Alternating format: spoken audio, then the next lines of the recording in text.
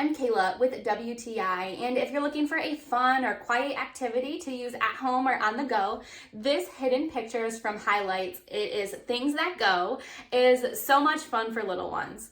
Now, this book has over 500 different objects that my son has to try to find on different pages.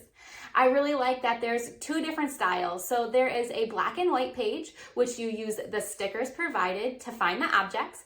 And there's also a colored page or colored pictures, which allows you to circle the images and the objects that you're finding. This makes it fun and keeps things interesting as they have two different styles of hidden pictures.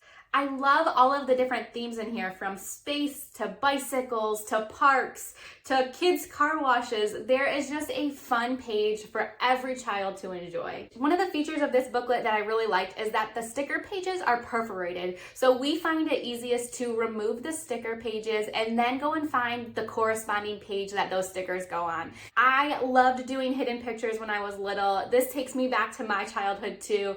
It's fun to see how you can make just everyday pictures look like silly objects too. So I think it's exciting and entertaining for my son. So if you're looking for a super fun activity book, check out this Things That Go sticker puzzle.